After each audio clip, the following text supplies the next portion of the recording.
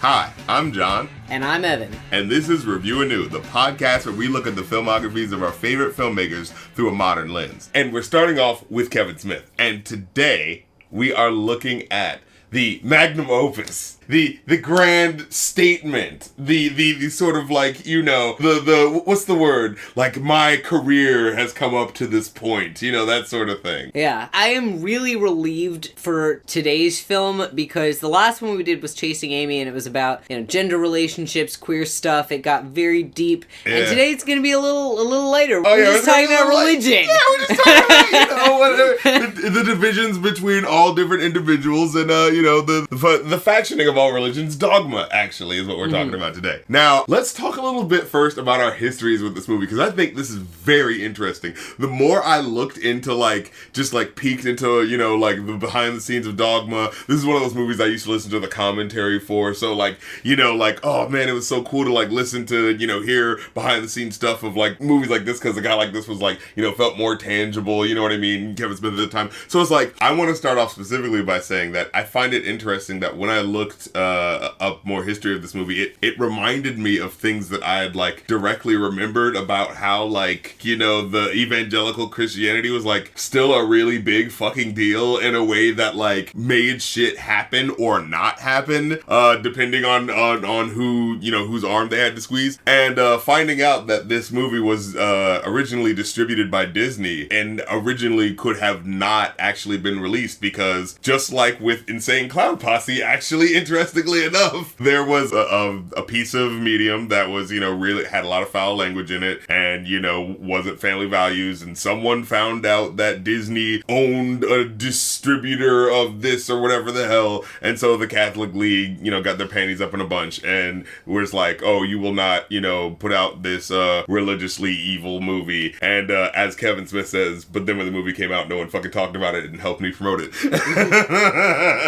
But yeah, so my personal history with the movie is that, like, I remember being a kid, and this was the movie that was just like, have you heard about that movie that's about religion? Like, yo, he's gonna be, like, talking about it, and it's in a movie, but it's, like, in a comedy, so he's, like, you know, not taking it seriously. Oh my god, you know what I mean? It's like, the dude who did that Mallrats movie in the clip, who does he think he is to make a movie about, you know what I mean? Like, the pomposity. And then just being like, I remember when it came out, originally it was like, it wasn't played around a lot of Southern theaters. Like, literally, they would not allow it, because they're like, fuck no, you're not letting this movie in, this, that, and the third. Like, you had to get a special request for it. And my mom, being in North Carolina, was one of those people that were just like, no, you can't just see the movie, you have to, like, hope it's playing near here or there. And I remember when she got the movie, renting it, and my mom, like, not knowing if she should allow me to watch it, because she was just like, she let me watch the first couple of minutes, and then it got to, like, the Jay and Silent Bob part, and she was just like, yeah, you probably shouldn't be watching this, you should get out. And of course, right at the part where the cool guys come in.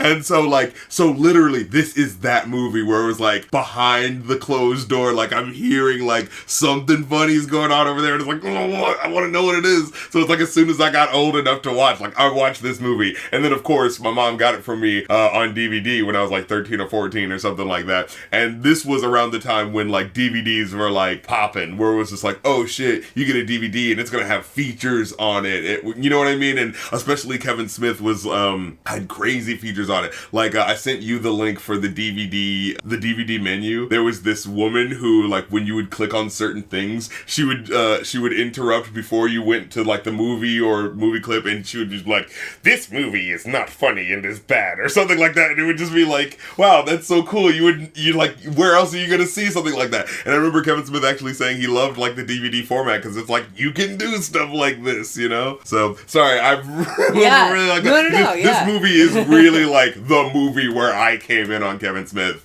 You know what I mean? So it's just, like, it means a lot. And then also just as a movie that's, like, finding out that, like, wait, this movie that everyone was telling me is this subversive evil thing is by a Christian. And, you know, just having that feeling of, like, wait, but I'm a Christian and I like George Carlin sometimes. Well, maybe I should check out it. You know what I mean? Like that sort of feeling of like, hey, maybe it's okay to question faith. You know what I mean? That this movie kind of does, even though it's a joke, you know? Yeah. So my history of it was also, I think, the first Kevin Smith movie I ever saw. And weirdly, so I was brought up Christian. My mother was and is Christian. My dad's kind of a theist, not really a Christian, and always had this kind of like, he'd go to church, but he was kind of had an irreverent attitude toward Christianity. And even, my mom was an observant Christian and obviously not as irreverent, but also had very much the value of you have to think for yourself, you have to question things, you can't, you have to think about things and you can't just shut your mind off. So I actually am not sure I was aware of, it didn't seem very, I wasn't going, oh, it's subversive, because I also lived in a small town in Georgia and I guess was not even aware of the controversy at all. And I think I didn't see it in theaters. I must have watched it. I remember it being like a big deal. Yeah, I must have watched it on TV or something, because I remember watching it. I remember certain parts of it. I don't remember everything, and I don't remember the circumstances. What I do remember is being 14 and talking to somebody online on AOL Instant Messenger, actually, back when that was the thing. I was talking to somebody I didn't know on Instant Messenger, because that was what you did. That's what you did back then. Yeah. And saying, that I had kind of wanted to join the clergy, which is actually a true thing about me, that I had wanted to join the clergy when I was a kid for a while. And I said, but, like, Dogma is my favorite movie. Even though I think I'd seen it once. But I liked it. That was me. I would always, you're being subversive. Well, I'd read or watch something once and then be like, it was my favorite. But I remember that I really liked it, and I had this sense of, like, so I obviously couldn't, be a Catholic clergy member. And I remember the guy I was talking to responded, "Are you fucking kidding me? That guy's a Christian." Was his response.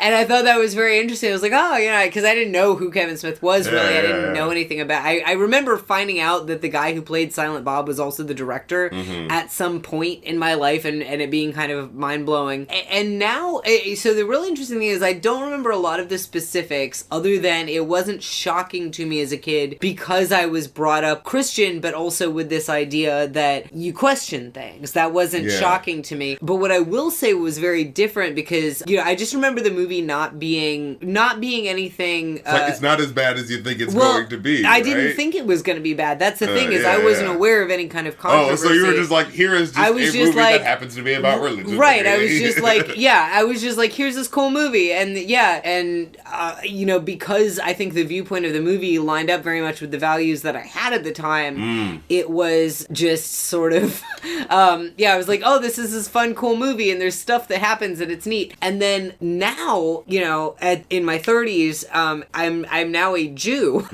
and so I've obviously a lot has changed in my life and in terms of my viewpoint. And watching this movie now as a Jew, or as anybody who's not a Christian, it really strikes me how specifically Christian it is, and how very specifically Christian the viewpoint of the movie is, because even though it's questioning the church and it's questioning all these things, the premise that Jesus of Nazareth was the Son of God and also God and was divine, like, that is... And that's what I remember being like when I was a kid, thinking like, oh, is it gonna be a movie that like challenges that? But it's just like, no, it takes all these things to be true and further expands upon it in a way that handles it in a way that feels like, I mean, the movie is a fantastic realism sort of movie, and so I feel like it incorporates those elements in a way that makes it feel realistic to what it's doing. So like it feels like it's respecting the source material is what I'm trying to say, while still having fun with it. Yeah, and I mean, again, it's very specifically Christian, which for me, watching it now,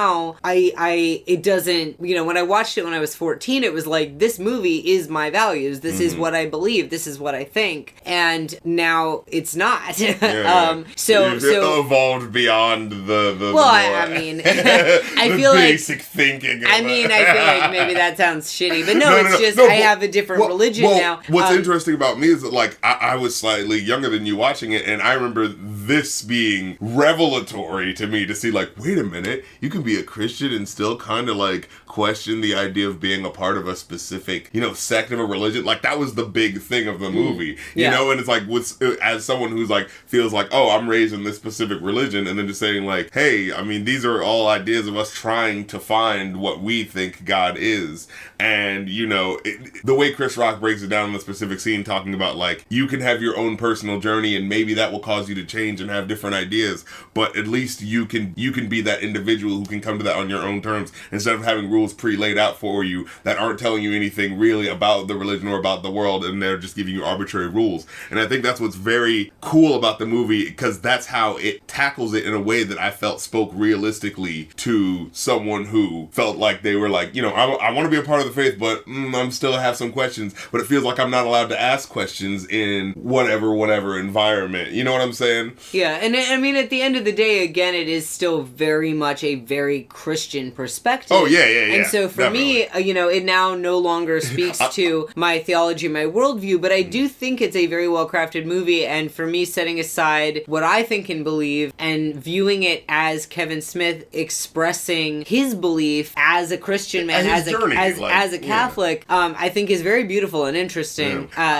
You know what this is? This is basically all of those really bad Christian movies that have been making bank in the last like 10 years or whatever. Oh, well, like God is not dead. And but if it was like done by someone, Heaven is for real. Yeah, like it's interesting because it's like it's still done within that framing of like God is real and all these things, but by someone who knows how to write a fucking script. It's made by somebody who and also somebody who has a somewhat more. It feels weird to call Kevin Smith sophisticated, but he does have sophisticated thinking. It's so interesting, you know, because compared to if you look at the movie God is Not Dead, for instance, which I haven't watched, I just have seen like a YouTube breakdown of it. Right? Yeah, and it makes me so sad. I loved Kevin Sorbo so much when I was a kid, and he was Hercules, and now he's doing this shit. But wait, the Hercules, is that who that is? That's why he's got the strongest jawline. He's Hercules, and now he's doing this, and he's all angry and conservative. Like Kirk Franklin. I mean, I think he always was. Not Kirk Franklin.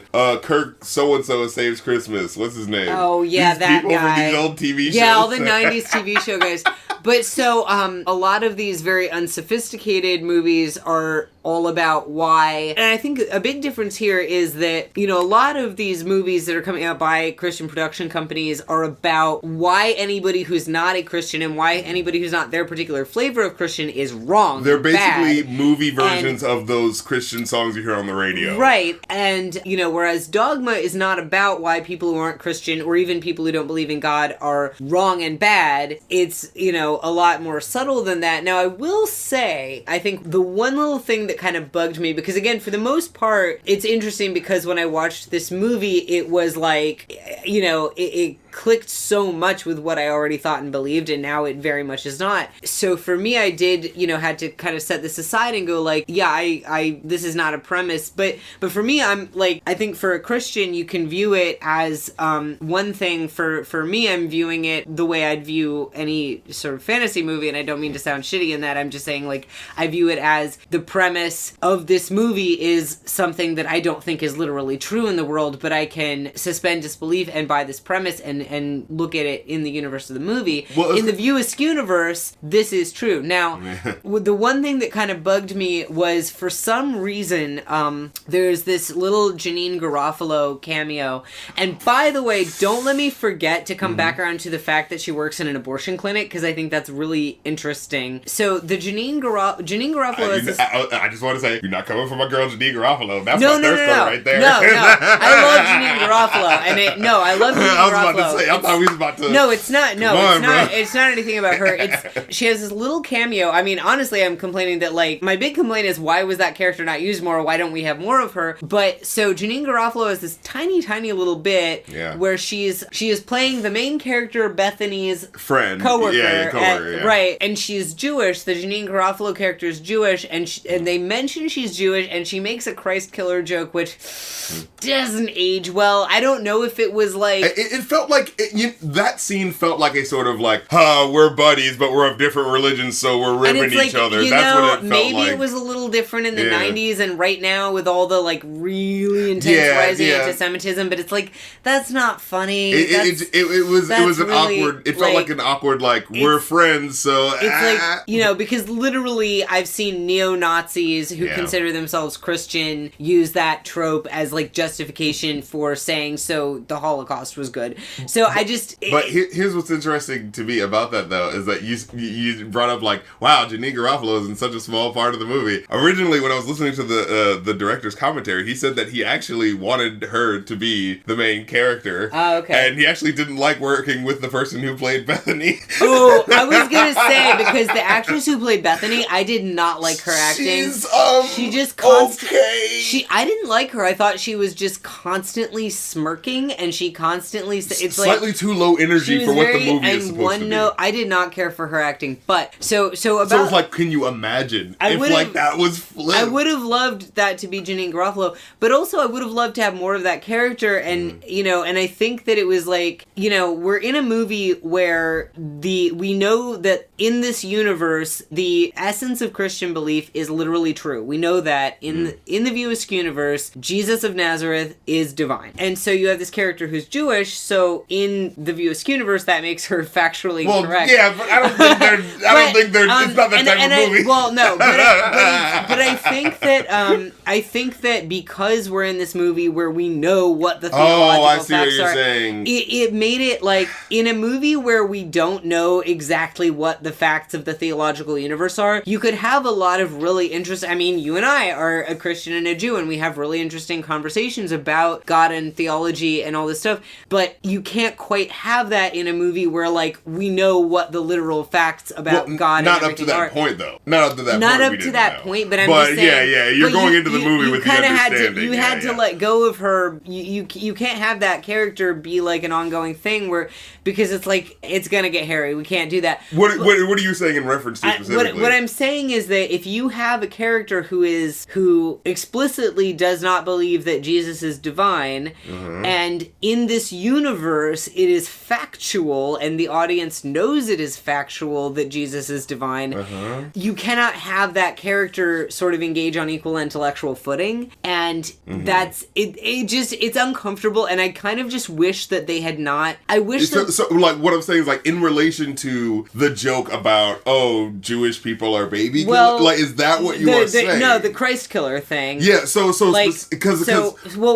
I'm saying is that the Christ killer joke was cringy on its. I thought you were saying that it is specifically tied to it. Not exactly. What I'm saying is the Christ killer joke is cringy and shouldn't have been there, period. But I also, on a wider scale, just kind of wish that they hadn't made her Jewish, because for one thing, like, this character is there for 2 seconds. There's no reason to mention that she's Jewish. You could have, there's no reason for that. You could have had her be anything. You could have had her be an atheist. You could have had her be anything. And having her be Jewish in a universe where we know that that Christianity is theologically, factually correct, I don't know.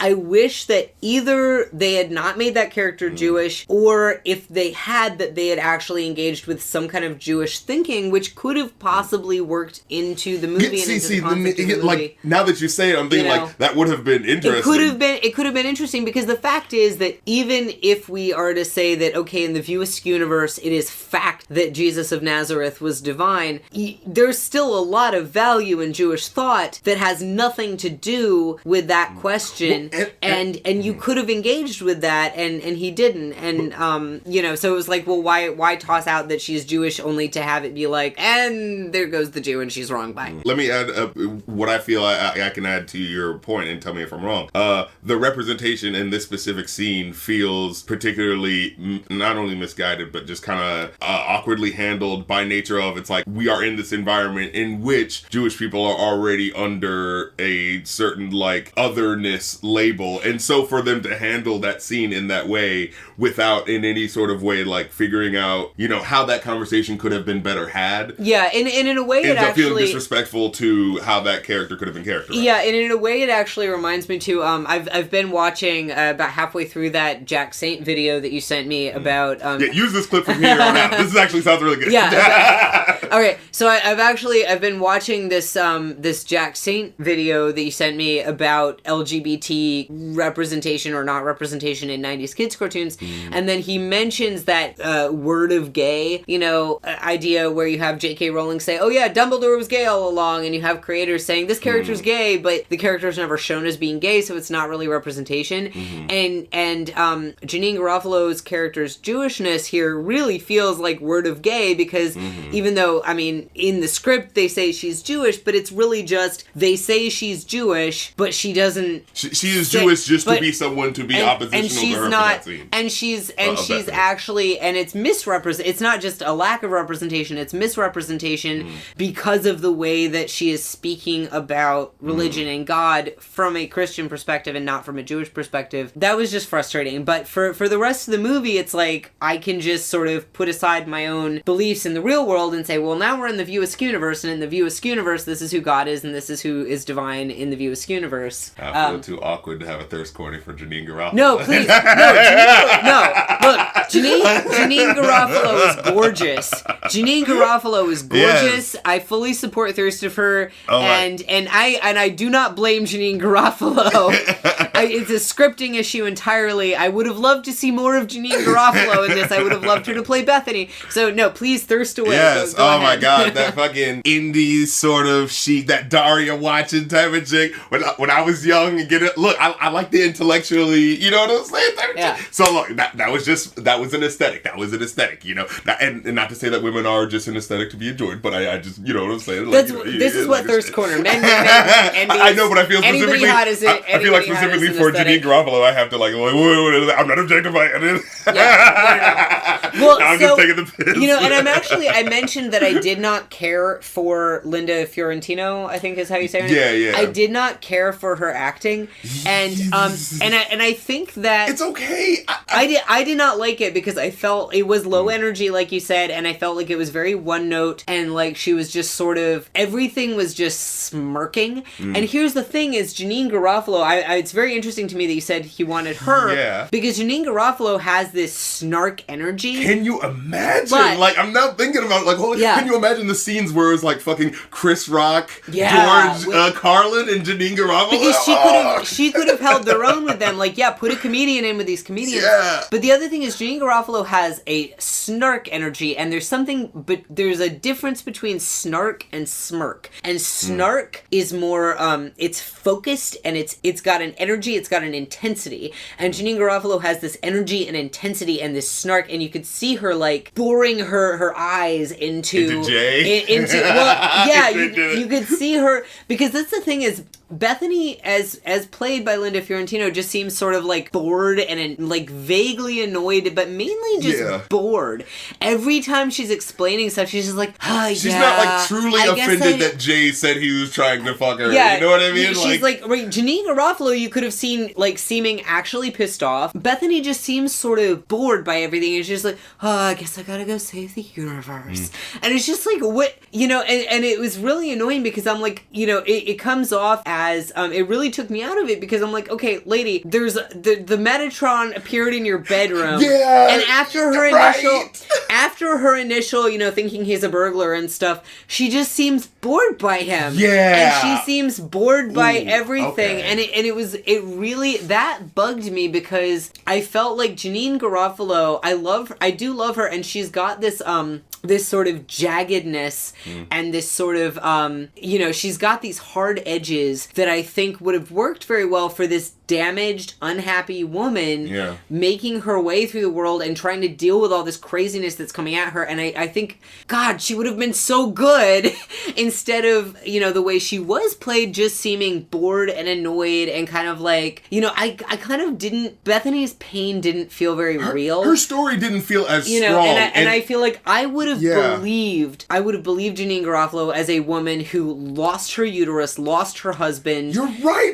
This feels like this should be a bigger deal. Yeah. Yeah, like her... You know what I mean? I feel like I would have believed her pain a lot more. And now, man, I am just... I want to lie down and I want to just meditate upon this and I want to picture Janine Garofalo in every single scene of this movie because she would have been so much better. Not all you can think about is the movie that could have been. I mean, and I still love this movie. I still think it's a very good movie. But yeah, Bethany's performance just really took me out of it in a lot of ways. And knowing now what could have been, I'm sad. So the funny thing is, specifically what I wanted to talk about with that scene, we're still on the fucking... Go ahead. We haven't even touched on it. Go ahead. Yet. But specifically was, well, you could say it passes the Bechdel test. It definitely does. Because they talk about something that's not a man for more than 30 seconds, and they mention God, who is a woman canonically in this universe. That's true, yeah. So... It does pass the Bechdel test. But there's still that part where she's like, but you need to get laid though, Bethany, where it's just kind of like... Hey, she said get laid. You don't know what gender she's advocating Bethany to get laid with. No, she specifically says, like, a man. Yeah. Oh, yeah, She specifically okay. says, like, That's I right, know yeah. a pool boy, and it's kind of like, all right, this is a guy, right? But so now I'm thinking, like, stacked on top of the fact that here's a guy writing for women. Now it's just like, you're probably looking at this like, wow, well, here is a guy who's not Jewish writing for Jewish people. So it's just like that whole scene is just kind of yeah. I mean, and it's like, you need to have female characters because it's kind of weird if you are missing half the population, but you could have easily avoided having the Jewish character. But, so I want to mention actually, again, so if I'm setting aside my personal beliefs for a second to think of this from a Christian perspective. Look, if I watch Fiddler on the Roof, I'm gonna put my side by, you know what I'm saying? Like because the movie is from a Christian perspective. So from a Christian perspective, which I love, Fiddler on the Roof by BT Dubs. I just want to throw that out. That's a fucking classic fucking movie. I'm just saying. Okay, so from a Christian perspective, what was very interesting to me is that you have in the gospel, you have Jesus being friends with tax collectors, right? Mm-hmm. Tax collectors and sex workers, but specifically tax collectors are interesting to me because they were, the tax collectors for the Roman Empire. It wasn't just like somebody who works for the IRS now. Somebody who works for the IRS is not going to get kicked out of a dinner party if somebody finds out what they do for them, right? Yeah, because people hate them because it's like, no, fuck you take our money from us every year, goddammit. Yeah, well, but it's different. Like if somebody works for the IRS and you might be like, oh, fuck you work for the IRS, but you're not serious. You don't seriously hate this person unless you're unless you're some kind of hardcore libertarian anarchist. Unless you're Homer Simpson. Yeah, basically you're probably not going to kick your neighbor out of your dinner party if you find out they work for the IRS. No, but the tax collectors in Roman occupied Judea were really reviled, and Jesus was friends with them and hung out with them. And if you think about who is now reviled by a lot of people who especially in religion, in Christian religious, and again, side note, Judaism is not inherently opposed to abortion, so that's not a religious thing, that is a Christian thing, and not even all Christians, but just had to throw that out there. But who is we gotta dispel the bullshit, who is reviled by a lot of Christians in the way that tax collectors were? Somebody who works for an abortion clinic. And I thought that it was really cool having, because so this is just a weird thing about me. I was not aware of abortions as a thing until I was like, I think out of high school. I just out of high school? Yeah, well, and the thing is, like, maybe this is just, I was not getting any girls pregnant, and the girls didn't need to know. and the girls, and actually, like, because I lived in this, Baptist Methodist middle of nowhere Georgia town, I knew a lot of girls who got pregnant and they just had the babies, and the idea that there was anything to stop you from being pregnant, like, that just was. I think I went to church camp, and oh man, so I went to church camp because you using them Jesus camps when you no. Well, so here's the thing. I went to church camp, and I remember one of the preachers telling this story about this horrible guy that he met, who was a trucker and he had his pregnant girlfriend riding in the back of his truck, and the guy said something like, I hit every bump along the way hoping she'd have a miscarriage, and everybody in the congregation was like, oh God, and I was like, oh God, that's horrible. He's trying to hurt his girlfriend. He's trying to make her have a miscarriage and bleed out. That's awful. And even me, like, as I was a 12, 13-year-old Christian. I didn't know anything about abortion. I didn't think of a fetus as a person because I'd never been exposed to that idea. To me, it was just self-evident, like, this guy's trying to hurt his girlfriend. That's horrible. Like, yes, it's horrible. He's trying to make her have a miscarriage because that would hurt her. And it didn't occur to me until years later that everybody else in the congregation was thinking he's trying to kill a baby. Oh my. And so, that is interesting. Yeah. So literally, okay, so for me, when I was 12, 13, and 14 and watched Dogma, it didn't occur, like, I guess, like, the abortion stuff just went over my head because I didn't know what that was. I had never encountered that idea. And so years later, just recently when we were talking about rewatching it, and I read, like, oh, Bethany works in an abortion clinic, and I went, oh God, because I didn't remember anything specific, and I thought, reading that, I was like, oh God, is this going to be like, oh yeah, she's this horrible fallen... One of those type of movies? She's this, well, and I was going to say, is it from this perspective that, look what a bad place she's in, that she works in an abortion clinic, and watching the movie, I don't think that's what it is at all. I mean, it really is. You almost would have forgotten, honestly, like...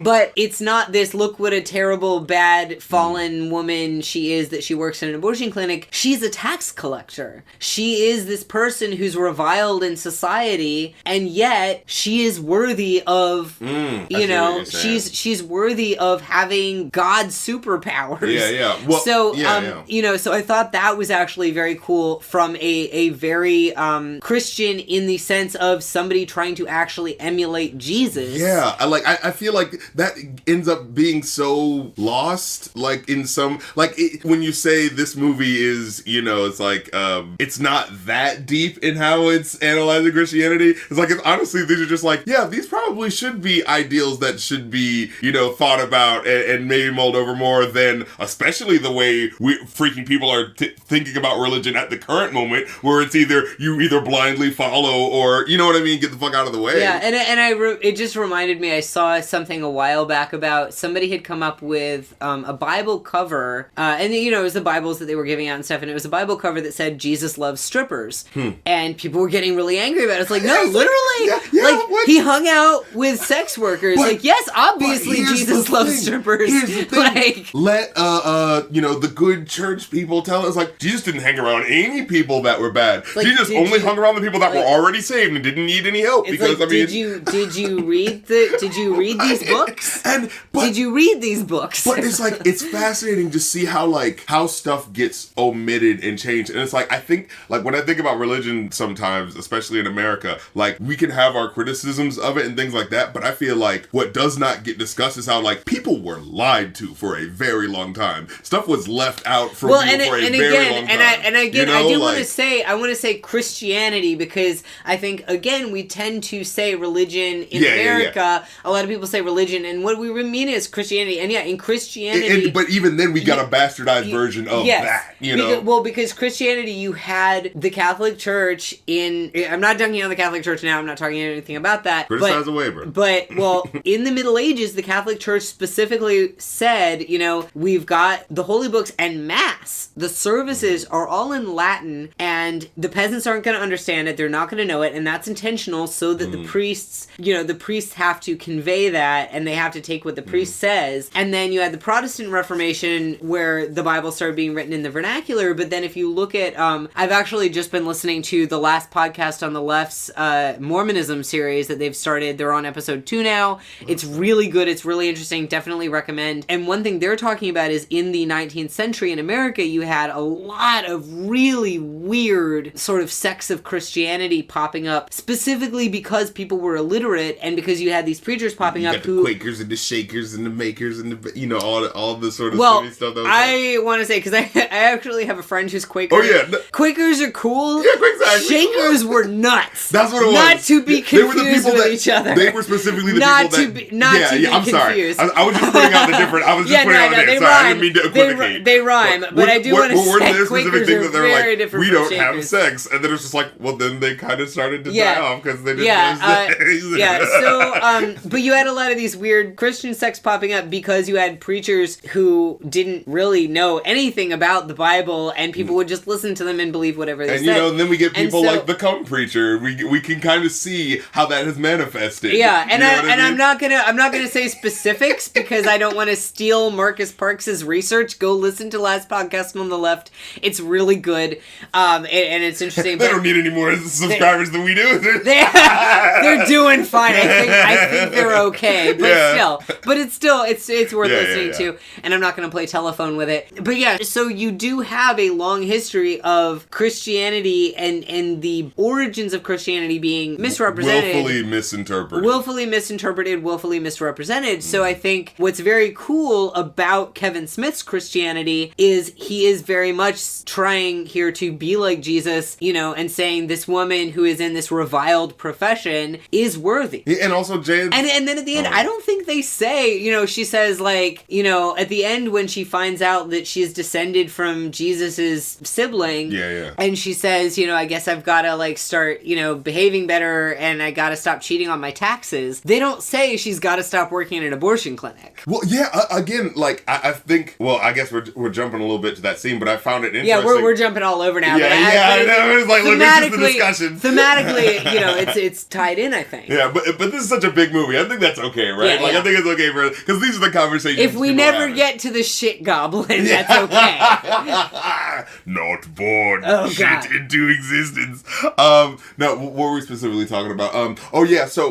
When Alan Rickman says the line of you are still you. This is just a new addition to the identity, and you don't even have to be this all the time. You just need to be it when it is called of you. And I think that's interesting. I don't think he was intending that, but I think it's interesting how to look at religions as a whole when you kind of look at them. It feels like, for me, just being the perennialist who is that's kind of my perspective right now on religion. I don't want to say anything too definitively this and that because I feel like that's going to be I don't know exactly what's what yet. I know that I'm reading different texts and stuff like that, but I grew up with a Christian base, so I that's my understanding of a lot of religion. But as I learn to understand more religions and as I read more, and again, I'm not going to act like I'm this learned man who, you know what I'm saying? But I just feel like as I'm listening and learning that I'm seeing I see connections between religions in a way that makes me think maybe certain things develop in certain places for certain people. And I think that needs to be respected first before,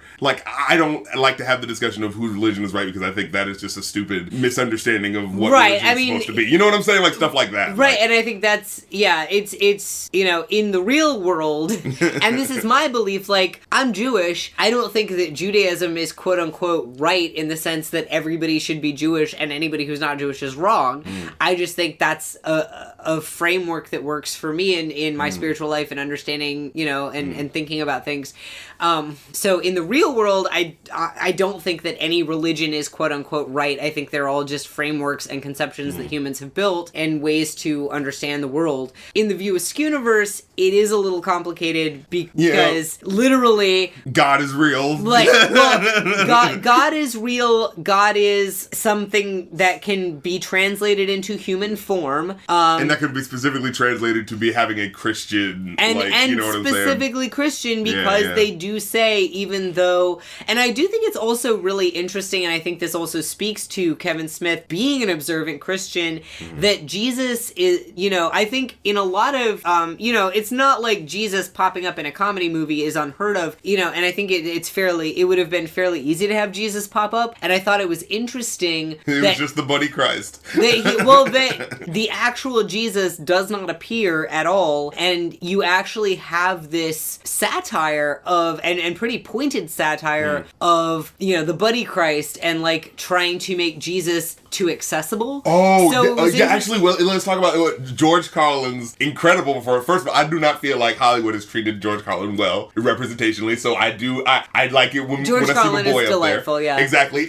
And he is one of those people that when I was being young, 10, 11, 12, probably not allowed to watch the comedy specials that I watched, but I felt like it was fascinating because growing up, my mom allowed, I went to this Catholic school, my mom let me watch HBO with all these foul-mouthed comedians who questioned religion religion all the time. And it was just like, what are you're letting that me do made this. you the man you are. Yeah, exactly. And it was just like, okay, well, I guess I gotta start asking these questions then, you know, and that's what gravitated me to a movie like this, and, you know, the George Carlin's comedy, as well as the reason why he's in this movie, which is so, like, he is specifically here to be like, huh, you know, the guy who always talks shit about religion, he's playing a cardinal. Like, I love that sort of Kevin Smith writing, you know? Well, and I thought that the thing that Kevin Smith was really skewering with that was the idea, you know, because you have the Vatican wow, and the idea of trying to make, sort of trying to treating add all religion this, like an ad company. And trying to make all this flashbang, you know, and also it's interesting because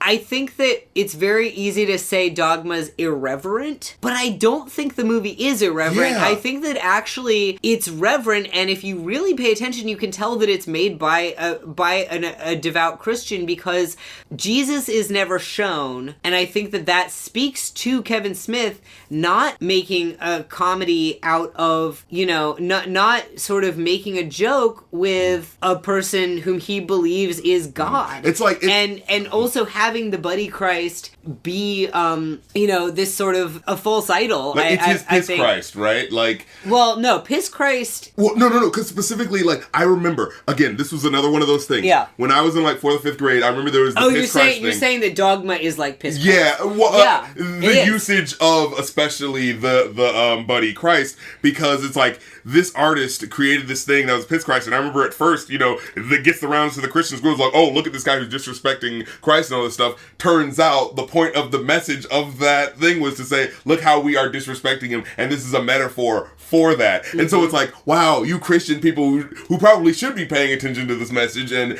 thinking about and analyzing how you are using, you know, your religious deity. You're not doing that because, oh, you did something that looks disrespectful, blocking out my ears. And that's the exact same way I felt about Dogma. It just felt like, you guys aren't even going to engage with it? You guys don't even know who the fucking director is? Yeah. Because when these people were protesting it, again, we all know the classic, the now classic scene of Kevin Smith protesting his own movie, where he just shows up, but does a sign, you know, Dogma is dog shit, and shows up and protests. I actually saw the video, and it was like, holy shit, I didn't think they actually had saved it. Yeah. But it just shows how, like, the problem isn't necessarily, like, faith or any specific religion in and of itself. It's, like, just the failure to fucking engage. But it is encouraged by, you know, wider society, because that keeps people under, and I do, and again, I want to bring it back and say there is a very specifically Christian perspective. It's not just about, like, and what I'm saying is, yes, there's a point that, like, well, all religions have something to contribute, and this and that, and we all just need to, like, get along and think. But I do think that there is a very specifically Christian thing here, because what it is among all the other things Kevin Smith is saying with this movie, I think, he is saying that he is calling out Christians who disrespect... Yeah, that's what I think it's really about. Who disrespect Christ. Because, again, Kevin Smith believes that Jesus is God. So in this movie, in this universe, Jesus is God. And so if you've got God, and you've decided that God is not marketable enough, and you're going to try and make him look more friendly and funny and accessible to make him more marketable,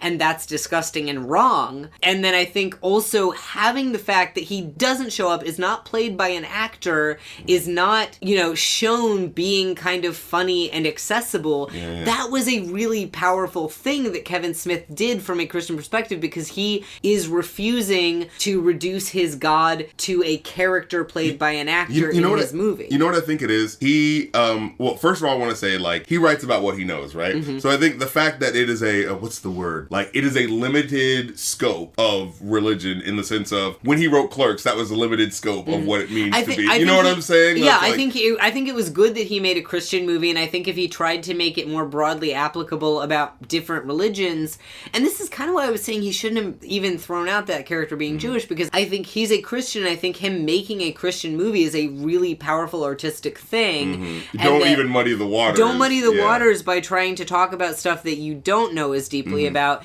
because I think a Christian man saying, you know, this is my God, and I will not show you my God in a mocking light, and those of you who do mock God, you are wrong. Like, that's very powerful and specific, and I think artistically, I'm a big fan of the Antonin Stanislavski quote, generality is the enemy of art. I am a big believer in that, and I think that Kevin Smith being a Christian and making a movie not just about how people are being wrong for being too dogmatic because it's like mean or like not necessarily good that, to people, but as the movie goes on, but specifically saying this is disrespecting Jesus. Yeah, that is from his perspective and not somebody else's perspective, and that is powerful artistically. And okay, so what I think is interesting about this is that you said this movie is like, it's about, like, you assume it's going to be this shocking comedy, but the message is actually kind of like religious and heartfelt. And I think what's interesting about movies that do seek to shock but actually have something underneath them is that, like, when you analyze it, the shock is not, I'm saying something subversive. The shock is, here is something that is subversive that is proving a point about why we need to be better in terms of this. Like the Clerks TV show, like, if you look at a lot of the comedy, it's not this thing that these people were talking about directly as funny. It's the situation that is creating, like, specifically, if I were to mention, like, the Lando thing again, like, the joke is not, we don't want to put black people in a show, we're only putting this one guy there. The joke is that this isn't from a perspective of actually caring about giving black perspectives. It's just about reaching quotas. And that is what we really have to take the issue with. And so it's just like, you see what, like, so in the same way that, like, I feel like comedy is more delicate than I feel like people give it credit for, in the same way that, like, when Mel Brooks, when people talk about, oh, you can't make Blazing Saddles today, and the only, like, justification people can give is because they wouldn't let people say the N-word. You know, it's like that's not... Yeah, like... Mel Brooks wasn't just sitting there going, I want to put this in my movie. Yeah, it's like, did you not notice that all the people who said the N-word were the villains? And the idiots? And like, did you not notice there are certain respect and there's certain things that he said he wouldn't show a black man being hung. It's like, that's not funny. Like, I may not know about the black experience, but it's like, the person who is oppressed losing isn't funny. Yes, yeah, exactly. And that's kind of, you know, I'm sorry to keep bringing it up, it's just it ended up being a bigger thing, but that's kind of where I was coming from with the Christ killer joke. It's like, because that's something that led to pogroms. Yeah, so that's like... not just a lighthearted, okay, so you know... I actually want to play to your point, because I feel like how that can be even worse in this perspective, because this movie is supposed to be speaking to Christians, and in that way it kind of... It's the Archie Bunker, joking, but there are some people that think that way. Right, and so you have to be careful, because it is, I think, that aside, it's a very good movie for Christians, and it's a shame that so many Christians were mad about it. But yeah. We gotta get into the movie. Well, I want to say, actually, just because you mentioned Clerks, I want to really quick mention the cameos that Brian O'Halloran and Jeff Anderson had. He's always a relative of himself. I just realized that. Brian O'Halloran was yet another Hicks. I don't remember the first name. I think it was Gil Hicks. No, wait, was it Gil? Because Gil Hicks is the guy on the dating show in Mallrats. Okay. So you've got Dante and Gil, but I think it was a third Hicks cousin. I can't remember what I don't remember the first name, but I remember it wasn't Dante or Gil. But it was something short. It was a third Hicks cousin. So a third Hicks cousin who's a weatherman, and then Jeff Anderson is a gunshot owner. Was so great. Just the way he reacts to, like, hearing these things is just like... He's got really good because he just had this, like, it was this tiny little thing, and I had actually completely forgotten he was in that, and he just, you know, Loki, and it's one thing you could say aged badly because of you know, right now what's going on with all the mass shootings. Okay, actually what's interesting... But I kind of didn't think it did age badly, because you're supposed to be horrified at these angels. And also, what's interesting is that it has actually caused a little bit of controversy at the time, because they're like, two hooded guys going on a killing spree in a scene. It 2017. Was this after This was Columbine? after Columbine. Okay, I couldn't remember how the timing was on that. This is 1999. Like, yeah, it would have been. Yeah, Columbine was 99 but as these well, angels right? are not like. I guess stupid people who don't know what the fucking movie's about. We were talking about this today. We were talking about this today with Rick and Morty and with Breaking Bad. Oh, you yeah. always have stupid people who miss the point and root for the bad guy and think that the bad guy is cool. Mm-hmm. You always have that. But that aside, I don't. Yeah, like Loki and Bartleby. Yeah, Loki. we finally just said the Bartleby, characters. Bartleby. Ben Affleck and Bartleby. Matt Damon played Yes. Loki and Bartleby. Yes, Bartleby and Loki. I can't stop Bartleby and Loki. I've never thought about his name that much now. Yeah, Bartleby and Loki are not cool. Yeah. They like at the beginning, like they're a couple. Okay, so yeah, what do you think of that conversation with the nun? Actually, I think that they're kind of buffoon. So that was interesting because that's where you started the movie.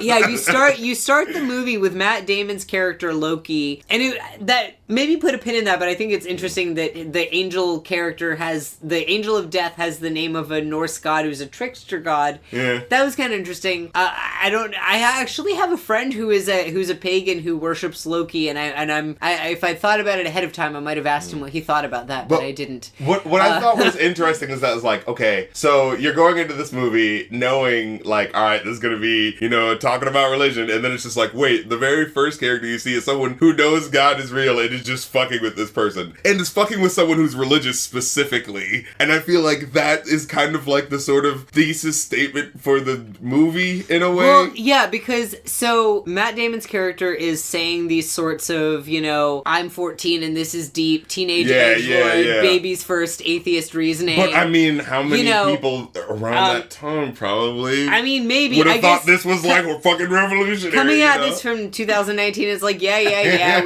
we've all heard all this. And it's, he's saying this to a nun, and then, and she is instantly convinced, which is kind of like, I don't know a whole lot about the process of becoming a nun, or like what kind of, do nuns go to seminary? Is it seminary that they go through, or the novitiary, I guess? I'm sure my nun-based audience is going to come after me for not knowing the... I mean, I know that priests in seminary do, especially like Jesuits, I think that Catholic clergy goes through a little bit more education than that somebody would be like instantly just broken by hearing that, like, but why does bad stuff happen if there's God? Like, a nun has thought about that. But what's interesting to me is that it specifically uses a story from I think it's Lewis Carroll. Wait, are you talking about the boy who did, The Walrus and the Carpenter? That is Lewis Carroll. Yeah, turned out to actually, like, I remember looking it up. So the whole point that he brings up is that, like, the walrus represents Eastern religions, and the carpenter represents, Western religions. And the idea is that I think he might say the word Judeo-Christian at one point, which makes I remember that just always makes it. See, that's set on my alarm now that you told me about that. Basically, other than Ben Shapiro, you're almost never gonna hear a Jew use the phrase Judeo-Christian, because the fact is that Judaism and Christianity are very, very different, and that sort of lumping in and like a lot of Christians use the phrase Judeo-Christian in reference to things that are really specifically Christian, and it's like Jews are like, no, we're not. That's not us. Like it seems like they're trying to lump you in like this belief that's not. These things aren't. But anyway, we're getting off track. Fuck. What was the thing I was talking about? Loki harassing the nun. Loki harassing the nun. Yeah. What I thought was interesting is that, like, the metaphor is supposed to be like, this poem, is supposed to be representative of the East and West religion, and how it's just manipulating people and using them.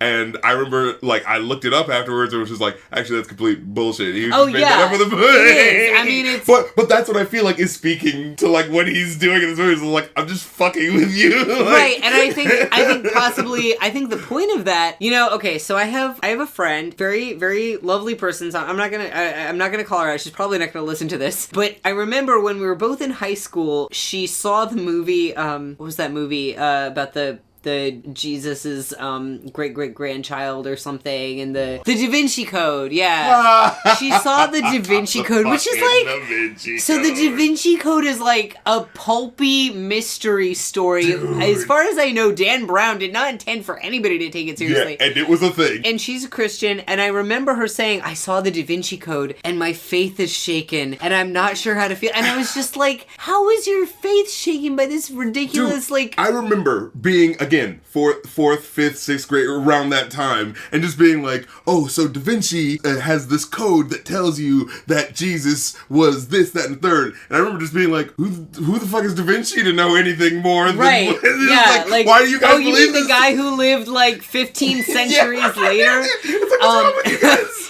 Yeah, but also I think that it's the point there is, is calling out and saying like, okay, so if somebody can make up some random bullshit and question something and destroy your faith, then how strong is it? And also I think from what I can see, and there is the idea of belief and faith as the idea of believing in something that you don't have sort of scientific level evidence for, and that is a Christian value. But I do think that there are different kinds of belief, and that what seems to be Kevin Smith's perspective a little bit in that is that sort of blindly and dogma, I mean the movie's called Dogma, blindly believing in every aspect of a dogmatic church teaching and never questioning it, and that being what a strong faith is, and that not being able to think about it or question it, and shutting off your mind to that's a strong faith. And I think Kevin Smith was saying that's bull. Yeah, and actually they made Chris Rock basically the mouthpiece, right, for like all of those ideas, which I always thought was really cool. Because if you think about the stuff that Chris Rock's character, that Rufus says, later, he says that he's talking about ideas versus belief. I think that's very interesting. And then you come back and you think about the beginning with Loki, you've got him destroying a nun's entire religious and spiritual life because thinking about it for 1 second shattered her. Now again, I don't think that an actual clergy member who's been through the training necessary... Right, but he's proven a point. But if we say that nun is like a stand-in, a nun being a very obvious Christian, because look at her, she's Christian, you can tell from looking at her. Yeah, that's what I'm thinking. They're shorthand. If she's a stand-in, if she's shorthand for your sort of average Christian who might have some faith as long as they don't stop and think about it for a second. And he may be saying there, and by he I'm saying, Kevin Smith may be saying with this, maybe your spirituality and your belief system should be something that can stand up to thinking about it and questioning it, and not in the sense of sticking your fingers in your ears and going, la la la, I don't hear you, I don't hear you, I don't hear you, and ignoring it, but really thinking about and engaging with these big questions of what does God mean? What does a loving God mean in a world where bad things happen to good people? And really engaging with that kind of thing, I think that's the point there, is that if you have a faith, quote unquote, that shatters the minute you think about it critically, you don't have much. Yeah. I want to talk a little bit about the plot of the movie for a second. Yeah, please do. So, which is probably people listening like, yeah, so anyways, we're going to talk about the movie, guys? No. So specifically, I wanted to ask maybe if you got this. So the plot is that because the Catholic Church is renewing itself, they can get back into heaven. Like, was there something I missed? Galaxy brain. Wait, what? What am I missing? Wait, no, that's brilliant. What did I not get? No, that metaphor, that never occurred to me, but I think you're right. I think that you've got... I feel like I said something and I didn't get it. Wait. You said something really... No, I think... So you've got the two angels who fell from heaven, fell from grace, cannot get back into heaven because they'd be, counteracting the will of God, and aren't trying to really be better beings, I guess, not people, but they're not trying to be better. They're not trying to do anything really good. They're just trying to exploit this loophole to get back into God's good graces. And then you could compare that to the Catholic Church. Right. The Catholic Church trying to rebrand itself and saying, like, we're going to get back in people's good graces. Look, we're not going to actually address, things like child molestation for instance. massive cover-ups, Mother Teresa stuffing sick poor people into warehouses and taking tons of money and pocketing let it. Let us dispel this notion just for a second. That Mother Teresa was not a good person. Like, oh my God. Yeah. So I was starting to hear from Indian people about that too. Yeah, because I was like, wait, what? And they're like, yeah, you probably shouldn't like Gandhi too much either. I was like, whoa, hold on, what's going on? Yeah. So the idea that the Catholic Church is, well, we're not going to try to actually like stop doing horrible shit. We're just going to like have more fun music or something. Yeah, and that's going to get butts and pews. And it really is like, it's trying to focus on the wrong thing and saying, no, you need to be better. You need to fix your shit. Yeah. You need to address what you did wrong instead of just trying to find loopholes or trying to trick your way back into good graces. And as long as we're talking about it, specifically the scene, I loved this scene with Chris Rock and Bethany confront Cardinal Glick about, like, he says, like, the Catholic Church does not make mistakes. And they go like, okay, what about the silent consent of the slave trade? What about the silence during the Holocaust? And then he just goes like, well, we should not have to be held responsible for the problems of old. And I remember just being like, that is such a fucking bullshit answer. You fuck should, because you still benefit off of the shit. You know what I'm saying? You still benefit off of the good grace of we are the good Catholic Church, but don't pay attention to the things that we do as soon as we're put under duress. And so it's things like that made me go like, wow, this movie is so much better. And I hate that no one is giving it that love, specifically because, and I wanted to bring this up, this movie is not on any streaming platforms. Did I tell you about that? It's not on any streaming platform. We have a DVD of it. Yeah. And we'll bring up why that happened that's gonna be my little button at the end of the episode. So what should we get back to? Well, so again, thinking about what in the movie, this Vatican wow, and what's the church doing, trying to sort of rebrand itself and get butts back in seats without actually addressing why people might be getting disillusioned with the Catholic Church. It's not because they're tired of the incense. Yeah, that's what I thought was interesting. So at the very beginning, when you're first introduced to Bethany, she looks very like you're seeing the pan to everyone in church, and some people are listening to music, some people are messing around. Like, no one actually gives a shit, but they're there. And she's the only one who's like reciting the actual like prayer. And I found that interesting because it's just like, oh yeah, it's like I want to like it's not such a cynical movie that you think it would be, you know what I mean? It's just like very it's really not cynical at all. It's a very earnest movie, and it is a very it's very genuine perspective. Because later on she has a conversation with Barry, but when he's when they meet the angels, but they don't know who they are. And it's all about how, like, she says, I want to believe it, but I feel like I'm going there and I'm not actually engaging, and I feel like it doesn't actually, like, fill me with anything. And I think that is, to be critical of the church, like, I think that is a direct fault of the church, which is, like, the more I've learned about this country, I feel like lots of specific preachers have been, not necessarily, like, coerced, but, like, encouraged into, like, put out stuff that does not challenge the people in your church, because if you do, that might cause them to think about injustices that may affect you, right? And I remember learning this about there was a specific passage, a controversial passage in a Muslim text that I remember hearing about like a couple of months ago and being like, man, we always hear from Christians and people in this country saying, look at the horrible thing these Muslim people are doing, look at what they believe. And I remember just having this moment of, why don't I just look it up myself? Why don't I look up what the thing is? Why don't I look up what people are actually saying? And what I found interesting about like this controversial passage that I ended up looking up, I can't remember exactly what it was, so I'm sorry,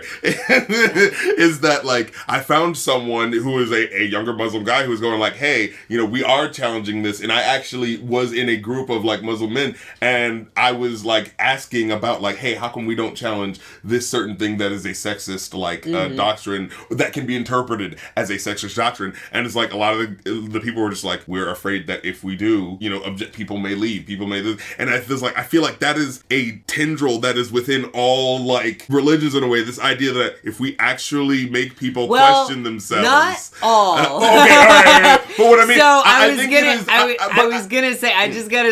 gotta say, I'm sorry. And again, I'm not. Hey, if the Jewish religion is perfect, look, I don't know. No, No, God, no, not perfect. Not perfect. Nobody's perfect. But I do want to say, actually, and again, I'm not trying to proselytize. That's not a Jewish thing. I don't think that people who are not Jews are wrong. I don't think that everybody should be Jewish.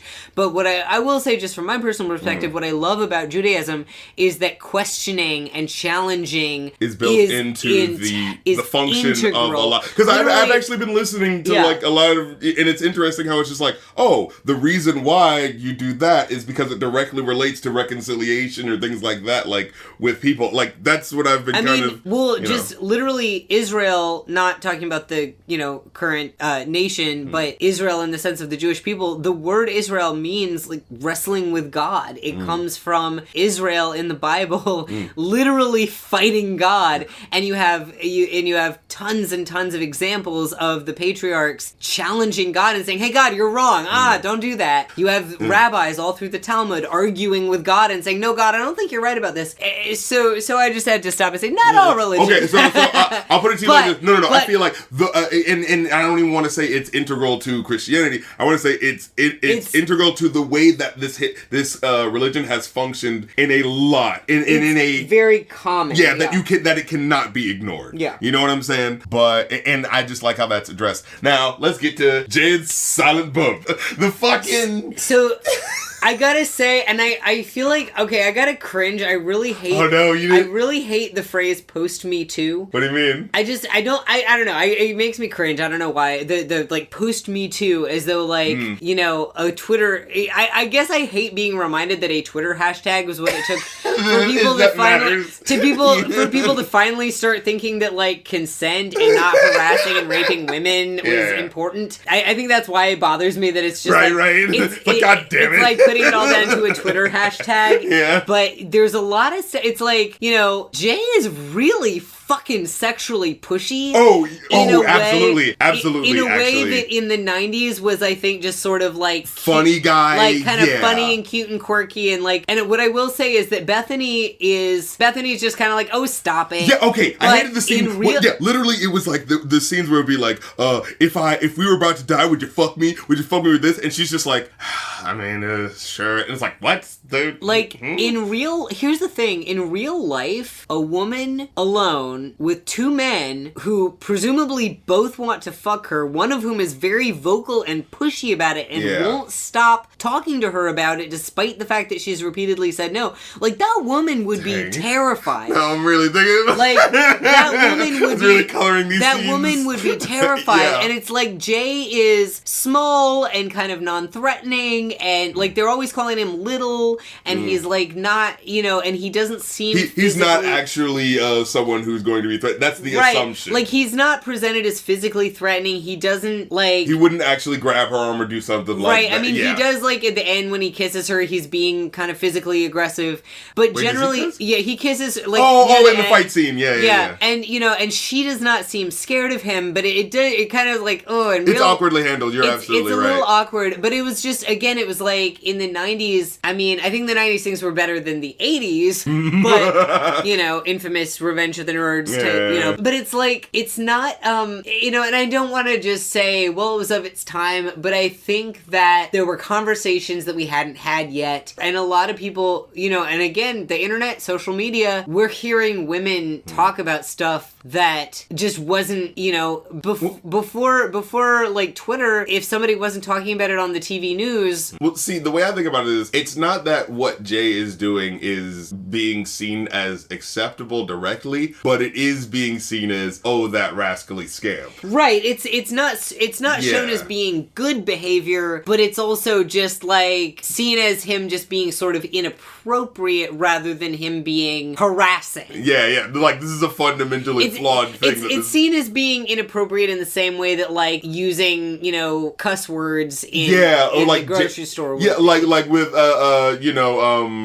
the way that in the way that Randall and Jason Lee's character in Mallrats are supposed to be subversive, but it's in the Mallrats way where it gets particularly kind of crass and over the top. Yeah. And if you've seen our review of that, if you've heard our review of that, you know what we're talking about. Where he just like smacks the book down of that one girl, you know, we're just like, yeah, what the fuck? There were just things where it was like, I think younger Kevin Smith had not yet realized how scared women often are of men.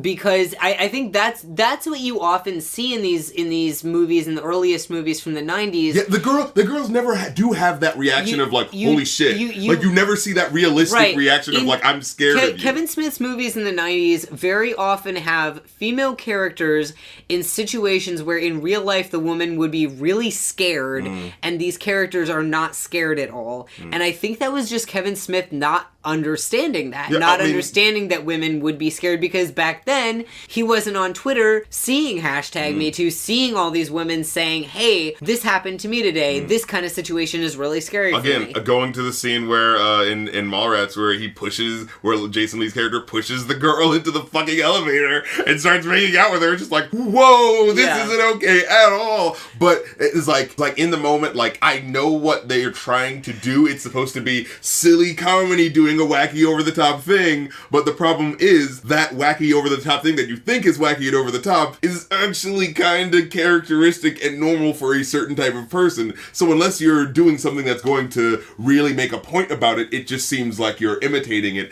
instead of doing a send-up of it. Right. You know what I'm saying? Right. So it's like, yeah, I know you're trying to be funny. I know you're not trying to say, hey, look, this is how you're supposed to treat women. Listen to Jay. But it's like... Now, speaking of Jay's sexuality...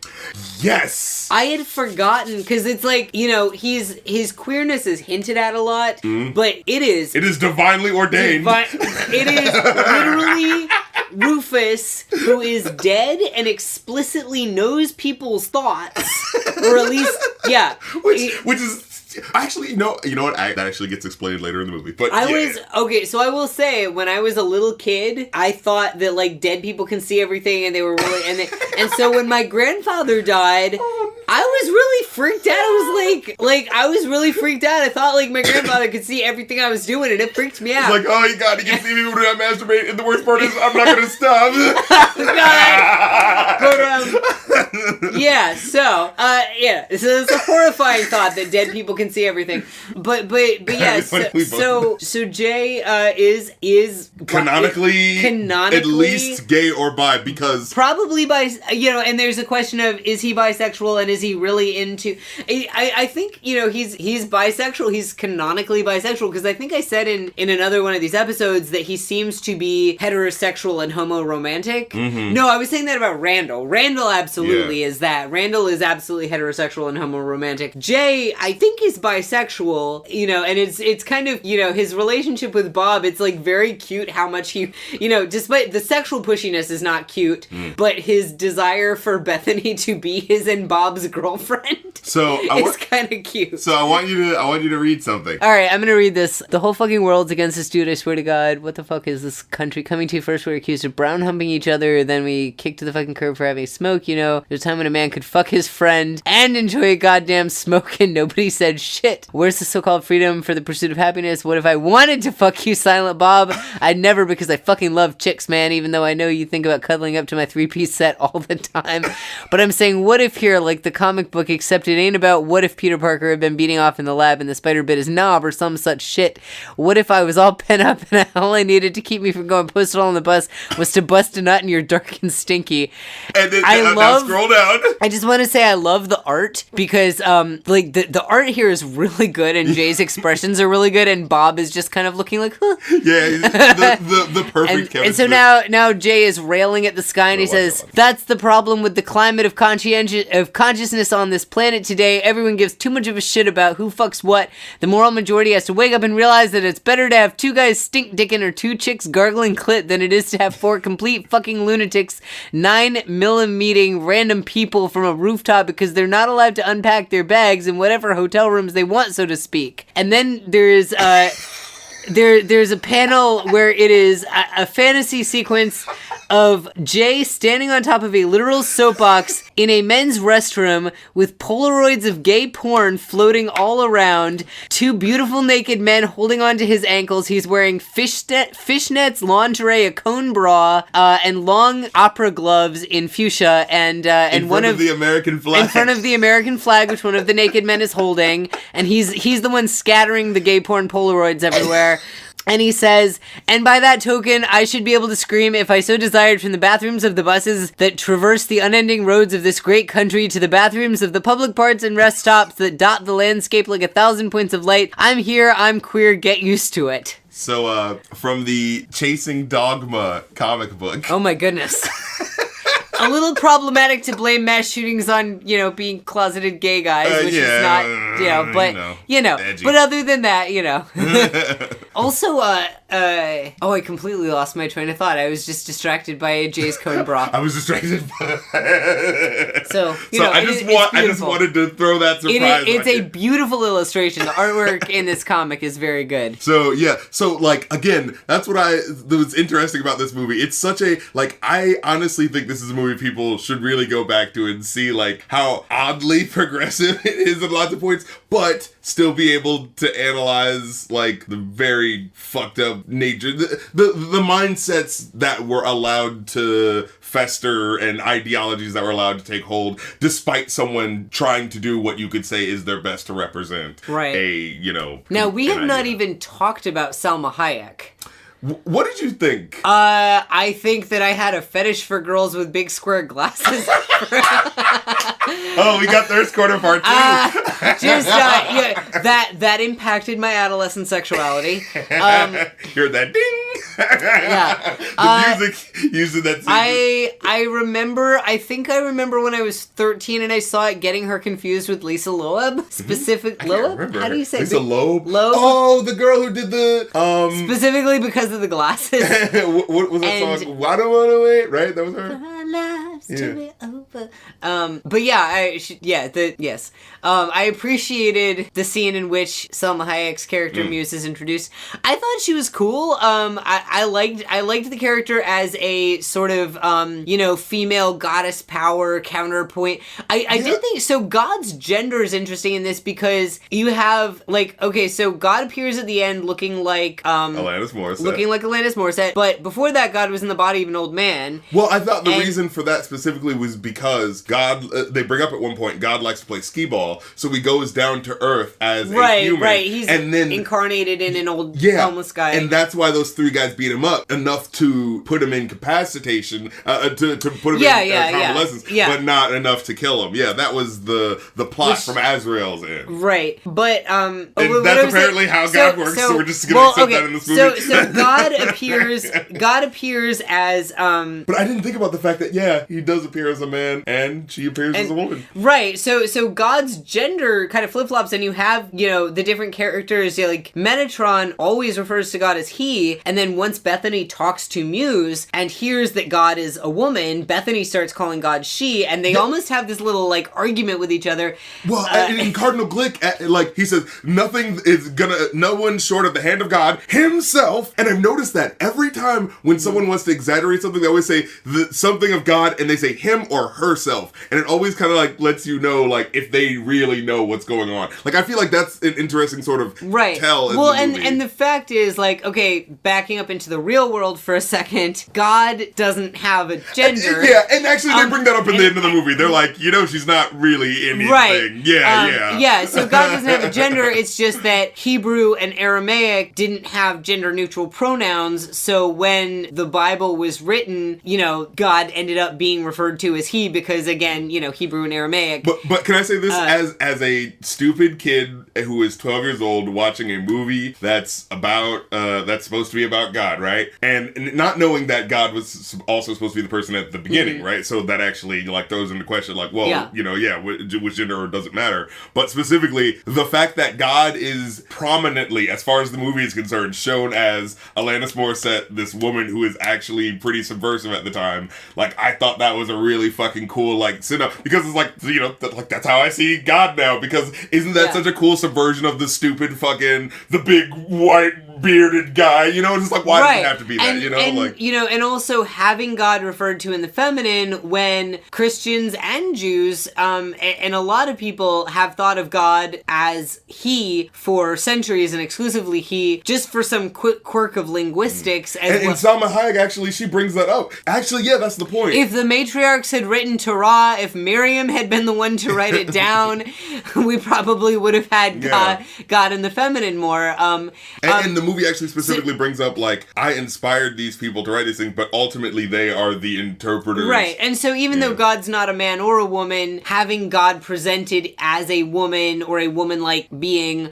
and called she, is sort of a corrective and a counterbalance that I feel like is necessary for that time. Right, like, right, for the aesthetic, if not also for allowing people to expand their mind. Yeah, on, and why Muse, do you even put a gender on your, religion anyway? Right, and Muse was, because you have, in a lot of different religions that draw from, from similar sources, you have the idea of not a goddess the way, like, Hera is a goddess in the Greek pantheon, but a feminine aspect to God, like Shekinah, like Sophia, you have these feminine aspects to God in a lot of these religions. So Muse, to me, kind of, even though Muse is Muse, she's not the feminine aspect of God, but she felt sort of representative of that. I will say, though, I was a little uncomfortable with the gangsters in that scene. Yeah. It was a little kind of that was like, kind of racist. Huh? That was kind of racist. Especially doing the guy who played Hooper. Yeah, that role was just like, after chasing Amy, but he was such a cool, like, Yeah, so, getting to that was weird to me because it was like, okay, so you've got Rufus being this really cool character. Yeah, and so, like, you're literally I do like, saying Jesus is black, and then you're gonna have these one-dimensional black gangsta characters. It was like... It just felt so awkward. Yeah, that And they're at a strip club in the middle of the day. It was just... like, what is this mean? Yeah, that was not great. And then you had the shit demon, which... I mean... I felt, in a way, it was, like, kind of weirdly cute, and then the minute I think that, I get nauseated. Honestly, I remember liking it, of course, as a kid, because, of course, I fucking liked the shit demon as a kid. Yeah. But now that I've grown up, like, and, looked at, like, commentaries and stuff where they talk about, different ways you could have made the movie and this and that, it's like, I look at that scene and I really just kind of like, this scene feels kind of pointless. It doesn't do anything, It was like, a doo-doo joke. Yeah, it was... But it literally just feels like put there for the sole purpose of saying, remember, guys, it's me here. You know what I mean? Like, and we haven't talked really. You briefly mentioned Azrael. Azrael. Jason Lee's character. So he's kind of the person who puts things in motion. He ends up being the big bad. Actually, he's the big bad. And when we see him throughout the movie up until the end, it's not clear that it's clear that he's a bad guy, but my impression, because I had, we rewatched it a few days ago, and I hadn't watched it in 15 years, so I had forgotten that he was the big bad, and I was kind of like, he almost seems like, sometimes you have these movies where there's a lot of different forces and a lot of different parties sort of convening on a MacGuffin, right? Yeah. And so to me, he seemed like one of many beings conveying on this MacGuffin for some reason of, the Ark and the angels trying to get, or the archway and the angels trying to get through, so to me it was just like, oh, and there's another crazy wackadoo character thrown into this mix. And then it turns out that he's actually orchestrating all of it because he wants the universe to end. So it's, in a way, it's the biggest possible murder-suicide. Yeah, and he's so miserable that he wants to end the entirety of existence. And also, it's like he's literally manipulating these two people. Mm-hmm. Like, he didn't tell them who they were. You know what I'm saying? Like, he's doing things to make sure they do certain things, and he doesn't he wears the white suit like a preacher. Like, he is that sort of stand-in for them, I think, in a way. Like, telling them to go on he's the person who sends them the information at the beginning of the movie that tells them to do what they did. Which, again, I want to ask, how was that plot function supposed to go? So why do they need to go to that specific church other than any other church? So what it is, and I got confused too, because one thing that I missed until the end was how they were supposed to become human first, and it's apparently just cutting off their wings makes them human, which, okay, cool. That works. I wish they'd established that earlier. Maybe they did in a throwaway line and I missed it. But the reason it's that church specifically is because, as part of the Vatican trying to get butts in seats, that specific church is reinstituting the practice of indulgences and the idea that you can buy your way into heaven. So, indulgence... Is it Planus something? There was something that they kept saying that I kept missing. It was like a Latin word, and I think that might have been it. Maybe. Well, so indulgences, for anybody who doesn't know, the Catholic Church in the Middle Ages did this thing called indulgences, where you could essentially, so in Catholic theology, and correct me if I'm wrong, this is just, my mother was raised Catholic, but I was not, so this is, my understanding. In Catholic theology, even if you're in a lot of Protestant denominations, if you're saved, you die, you go to heaven. In Catholicism, even if you are a good Christian, when you die, you aren't going to go directly to heaven because you're still going to have some sins on you, and you have to go to purgatory and sort of cleanse your sins away through the fires of purgatory, and you're going to spend a set number of years in purgatory based on the amount of sin that you have that needs to get burned away. So indulgences were essentially like these tickets that you could buy that would shave years off of your purgatory sentence. And this was what really, among other things, what set off Martin Luther and why he started the Protestant Reformation. That's where I come in. Specifically. Right, was that he was like, you shouldn't be able to buy your way into heaven. Yeah. He nailed something on a church door. That's not apocryphal, right? No, that really happened. The 99 Theses. One thing that gets kind of misrepresented is because it's seen as this shocking thing that he nailed it to a church door, but actually church doors were community bulletin boards back then. So just like you go in a coffee shop now and you've got everything on the bulletin board of like guitar lessons and he went into dog that needs Starbucks and he nailed this degree. Yeah, that's really what it was. It was like nailing it to the Starbucks bulletin board. But so anyway, the Vatican Wow Church is reinstituting the practice of indulgences that you come in here and you can buy your way into heaven. You can make sure that you get to go into heaven no matter what you did.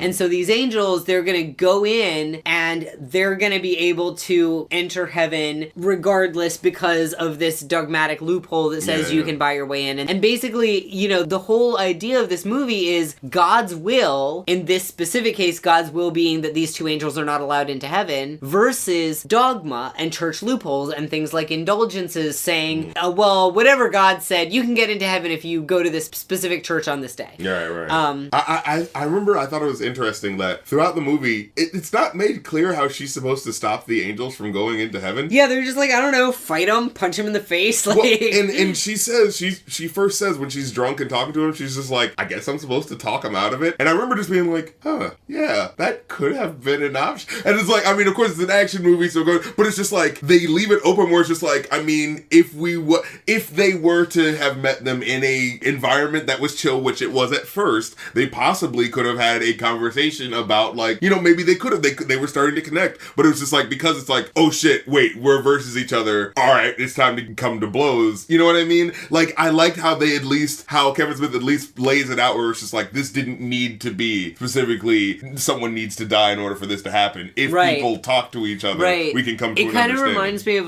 there's this Tumblr thing going on. These things kind of bug me because there's a Tumblr trend of people being like, picture this, a novel where, and it's like, just write it. Just write the story. Stop. You can just do that, right? They're like, it's like these three-line Tumblr posts, and they're just like spit out an idea, and then everybody's like, yes, make this happen. And it's like, you could just write it instead of like throwing your idea out there and be like, yeah, but somebody else write it because I'm too lazy. Like, no. So those bug me. But anyway, that's a side rant. But one of these Tumblr things I've seen go around is somebody talking about like this woman, she's, the most beautiful woman in town and everybody wants to marry her. And so she sets a challenge and she says she ties her house key around her cat's neck and says that anybody who can get the key from around the cat's neck and open her front door, she'll marry that person. And so all these men are trying to trap the cat and catch the cat, and the cat's too smart and it always gets away. And then one guy finally gets the idea of just being nice and trying to befriend the cat, and the cat comes up and he's petting the cat and the cat lets him take the key, and and it kind of reminded me of that. It's like, instead of going to fight angels, maybe see if you could reason with them, but but it doesn't shake out that way. So although it kind of, I don't know, Matt Damon's character, Loki is at the end, Loki seems like he could have been reasoned with, but Bartleby has just been broken and is just flying around killing everybody. I like how they twisted their they changed. They had this arc where Loki starts off being all bloodthirsty and angry, and Bartleby's kind of the voice of reason and he's kind of chill, and then Bartleby snaps Yeah. And I did think his motivation got a little confusing at the end, because it was like, on the one hand, he's kind of in this place where he's saying, you know, fuck you to God's will, and saying, I don't care about what God wants, I'm gonna get in there, I don't care what it does.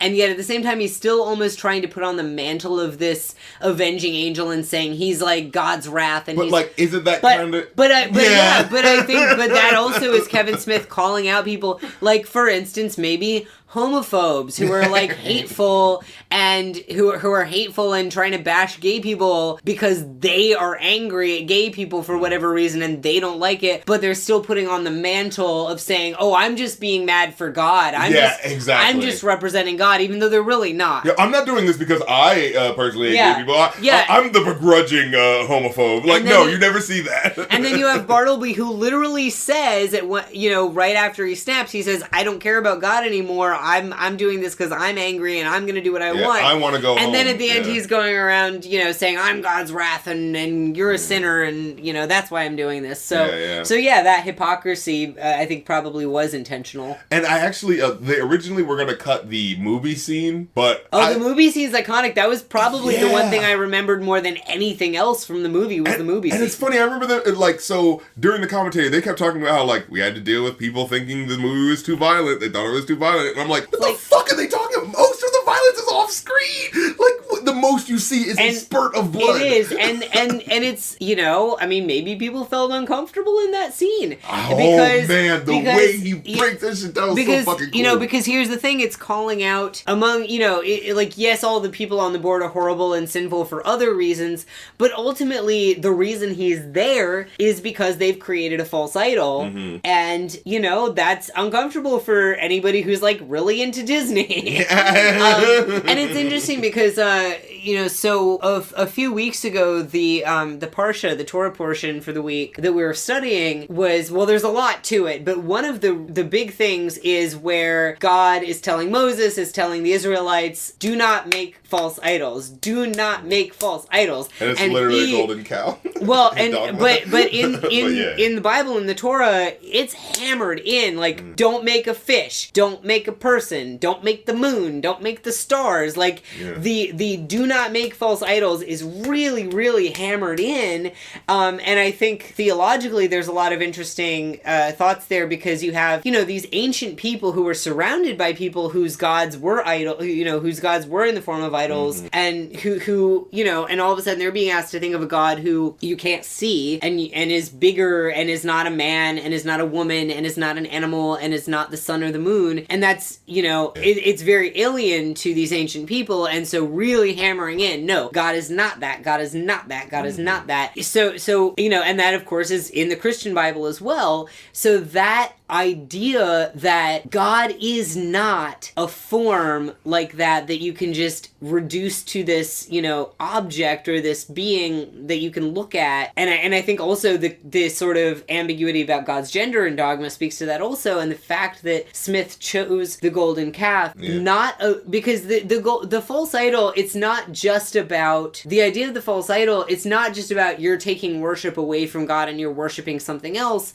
It's about misunderstanding God. And, the idea that God is bigger than something you can put into a shape like a golden calf, or something you can label with one particular gender pronoun that everybody agrees on. That right there, I think, is one of the big theses of the movie. I do think, again, there's a very Christian perspective about how Jesus is being treated by modern day Christians.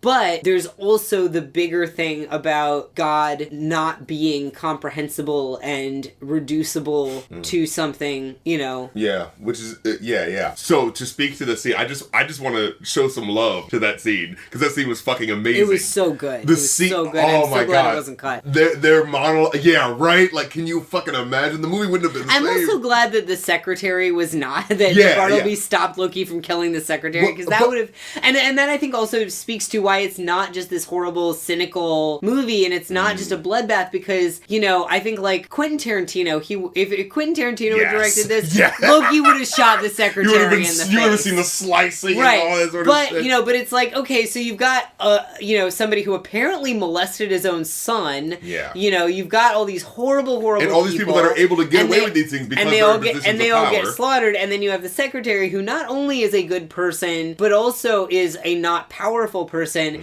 and she's spared, and I think her getting spared, like, that's important, and that really contributes and speaks to what kind of a movie it is. And I also think it speaks to, like, it gives you a misdirect, because you assume Matt Damon's character is going to be the one who can't be controlled. And and that's why I think that scene's so important, because it's like, it specifically misdirects you, because it's like, oh, shit, it's this guy who's actually worse. Right, and I do think also, you've got, I think there's something you could say there about somebody who owns his anger and his dissatisfaction, because Loki's angry from the beginning, and he's dissatisfied and cynical from the beginning, and somebody who owns that and is open about their grievances, because again, we're talking about, can you question, or is your faith too fragile to question? You've got Loki who is openly admitting, like, he's like, I'm angry. I think I was screwed over. I think it's fun to fuck with religious people. Like, he is open and acknowledging his feelings, whereas Bartleby is so chill, and he's so like, oh, I'm cool, it's fine. It's fine that I was kicked out of heaven. I'm fine. It's cool. Right. And then he snaps, because he was trying to, like, not question or not, you know, he was like, that's God's will, whatever, okay, I'm not going to question it. And he wasn't confronting anything. And that cowardice and that refusal to confront things that he really needed to confront are why he snapped and started dropping people out of the sky. Yeah. And then, I love the music of that scene, specifically when he puts in the CD. Who's a friend to the king of all the monkeys? While they're talking all this shit, revealing all the evil things that are, like, I love, like, that was this movie's version of the chasing Amy scene with the, you know what I'm saying? The music that blares and lets you know, like, this isn't, you know, like, the irony and sort then of thing. It sounds exactly like It's a Small World. Yeah, exactly. Yeah. He was coming for some people. And, but then I also want to show love to Silent Bob's, his one other line. He actually does have another line, but his first, technically he has 3 lines. I remember he says some sort of like, or screams or something like that. But the line where, this intense fight scene where all this shit happens, and then afterwards he throws him out of the fucking train, and you hear him say, Ben Affleck exasperatedly says, I'll get you Sillenberg, or something like that. Like, he says his name weird, and then he throws him out, and then, like, you know, Kevin Smith, you know, he turns around. He thinks he's gotten rid of everything and everything's back to normal, and he looks over. There's one guy just looking at him that just saw everything happen and just looks freaked out of his mind. And then Kevin Smith just, like, looks back at the door and just looks at him and just goes, no ticket. Yeah. I fucking die. Yeah, I remember, I just remember being kind of fascinated by Silent Bob long before I found out that was Kevin Smith, that was the director. Because, it's like, anytime he says something, it's just like, whoo, chills. Yeah, it's like, what's that too? He said something. I think that it's interesting because you have 2 very strong sort of statements and threads in this, and one of them is you must be willing to confront and question things about your faith. And then the other is, I think, about reverence for Jesus, and obviously, again, that's specifically a message for Christians, but reverence for Jesus and paying attention to what he stood for, but also having that reverence, because, you know, I think that buddy Christ was something that I think Smith was very much saying something from his perspective of, it's not the church's job to make you comfortable. It's not the church's job to be entertaining, and it's not Jesus's job to be like, you know, chill with whatever. And I think, and then that ties back into the idea that you have to be willing to be uncomfortable. You have to confront things. You have to think about. And I will say, like, okay, so in Ben's monologue, I do feel like he kind of gives, like, maybe justification for God's case in a way. Because he says, like, I feel like we always think about, like, we always have a selfish version of, like, what we want in our religion, right? Like, how can God prove himself to me? You know what I'm saying? Like, that sort of thing. Teach me the whole Torah while I'm standing on one foot. What? And the response, there's a famous story in the Talmud where this kind of smart ass goes up to a famous rabbi and he says, I will convert to Judaism if you can teach me the whole whole Torah while I'm standing on one foot. And the rabbi, well, I'm going to look this up so I don't mess up the quote. Yeah. So this smartass goes to the great sage Hillel and says, teach me the whole Torah while I'm standing on one foot. And Hillel says, what is hateful to you, do not do to your neighbor. That is the whole Torah. The rest is the explanation of this. Go and study it. Go and study it. So, you know, when somebody does have that, like, oh, yeah, prove it. And it's like, all that needs to be told to you is the golden rule. Do unto others. You know, that's all that it comes down to, and everything else is not unimportant, but the key is that you have to be good to your fellow man. Supplementary to ultimately coming to the conclusion that this is what you're supposed to do. Right, which is a very humanistic thing. But what's interesting to me is that it's just like, I feel like when he says this, like, you know, God gave them this planet, they wasted it. Like, you know, he did all these things, sort of like, some of them don't even believe he exists. It's like, that's sort of just like, I mean, you know, like, we as people, as imperfect beings, it's like, who the fuck are we to say that God needs to be perfect for us when we have obviously, as a whole race, proven that we are, like, bad at doing things. Now, that's not to say that we cannot be forgiven, things like that, but it's just like, there is a humbleness with which we need to approach things. Well, and I also think that Bartleby is not, you know, that's the moment where he's starting to snap, and I don't think he's meant to be right there. And I think him getting angry about belief, when Rufus had that great line that, you know, ideas are better than belief because you can change an idea. You know, Bartleby getting angry that people don't believe in God. Well, there's a story in the Christian Bible about the sheep and the goats, the parable of the sheep and the goats. And it essentially comes down to Jesus saying, the people that are, you know, doing right by God and doing right by me are the people who are treating their fellow humans correctly. Right. And you could have never heard the name Jesus. Oh, yeah, I remember. I remember and that. if you're treating your fellow human correctly, you're doing right by God. And you could call yourself the most religious person in the world, and if you're not treating your fellow human correctly, you are not right by God, no matter what your religion is. I actually remember, like, reading that and just being like, wait, Jesus said that? Jesus said you don't have to be a Christian? And that, what? Right? And then people acted all freaked out when the Pope said that, and it's like, well... It's like, are you guys listening? But I was trying to theorize, is like, maybe the character is trying to... their version of speaking for how a God would feel, where it's just like, you know, in the sense of, like, you know how we all want answers, we all want, like, why can't everything come to me right now? And it's just like, well, look, you are in a world in which people have actively made bad decisions that causes other certain things to happen, that causes us to live in a world that is kind of shitty right now, by the fact of, you know, like, most of the shit that happens in the world does not happen unless a person says so. You know what I mean? Like, I hate the way we look at the world as if it's just like, oh, you know, kids in cages, oh, this is this thing that we need to stop, this amorphous. No, someone specifically said, yes, put these people out here to go do this. Yes. You know what I mean? And I feel like we don't confront, but now I feel like I'm going into this weird other thing. Well, no, but this is really, maybe cut this out. This isn't really the movie. I was trying to theorize off of We're talking about religion. We're talking about literally the frameworks through which human beings understand God, the universe, and everything. Yeah, so... like, we're gonna ramble a little bit. We're gonna ramble a little bit. Yeah. But essentially, I think this is a powerful movie. I think it's wonderfully artistically specific. I think Kevin Smith needs to learn a little bit more about Judaism if he's gonna write a Jewish character, but that aside, it's a great movie. I know as a teenager, when I was a Christian, I very much found it meaningful, and I still find it meaningful in an artistic sense, if not as much religiously. And it's a great movie. It's the first Kevin Smith movie I ever saw. It's the first Kevin Smith movie you ever saw, and happy to have revisited it. I had a note here that said Patch Adams was a bad movie, and I think it was specifically related to the fact that it's late 90s magical realism movie, and I think that was just like a thing at the time, and I think Robin Williams, like that whimsy type of thing was kind of like what this movie was, except it's R-rated, you know what I mean? Did you say Patch Adams?